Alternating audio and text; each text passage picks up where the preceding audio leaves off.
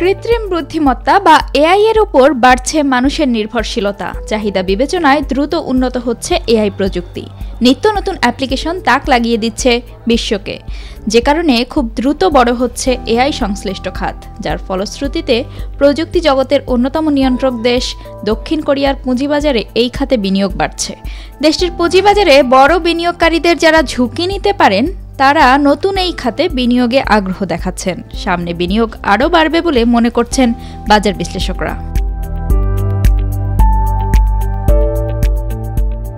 2022 সালে দক্ষিণ কোরিয়ায় এআই বাজারের আকার ছিল $10 বিলিয়ন। 2023 সালে এই আকার 17% বেড়ে দাঁড়ায় $11.7 বিলিয়ন। সে বছর প্রথম 6 মাসে এআই খাতে পুঁজিবাজারের সূচক বেড়েছিল 20%। চলতি বছরের প্রথম 6 মাসে এই বৃদ্ধির পরিমাণ দাঁড়িয়েছে 30%। বছরের বাকি সময়ে বিনিয়োগ ব্যাপক পরিমাণে বৃদ্ধি পাবে বলে মনে করছেন বিশ্লেষকরা।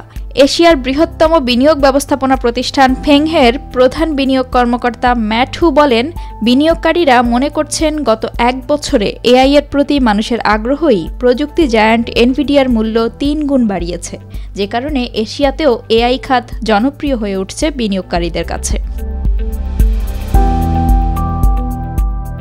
এদিকে এআই চিপ শিল্পকে আরও এগিয়ে নিতে $19 বিলিয়ন সহায়তা প্যাকেজ ঘোষণা করেছে দক্ষিণ কোরিয়ার সরকার, যার নাম দেওয়া হয়েছে কর্পোরেট ভ্যালু আপ প্রোগ্রাম। একই রকম সহায়তা দিচ্ছে জাপান ও চীনও। দক্ষিণ কোরিয়ার পুঁজিবাজারে এআই দিয়ে যেসব প্রতিষ্ঠানের সূচক ঊর্ধ্বমুখী তাদের মধ্যে রয়েছে প্রযুক্তি giant Kakao, Naver, SK Telecom, LG ও স্যামসাং ইলেকট্রনিক্স। 2024 সালের প্রথম 6 মাসে কাকাওয়ের শেয়ারের দাম বেড়েছে প্রায় 30%। একই সময়ে নেভারের শেয়ারের দাম বেড়েছে 20%, এসকে টেলিকমের 15%, এলজি ইলেকট্রনিক্স 8% এবং স্যামসাংয়ের শেয়ারের দাম বেড়েছে 5%-এর বেশি। এদিকে এআই শিল্পকে দ্রুত বর্ধমান শিল্প হিসেবে শনাক্ত করেছে দক্ষিণ কোরিয়ার সরকার, যে কারণে 2024 সালে এ খাতের গবেষণার জন্য $1.5 বিলিয়ন বিনিয়োগের পরিকল্পনা রয়েছে সিওলের। এছাড়াও এআই স্টার্টআপ ও ব্যবসা এগিয়ে নিতে বিভিন্ন উদ্যোগ চালু করেছে দক্ষিণ কোরিয়া।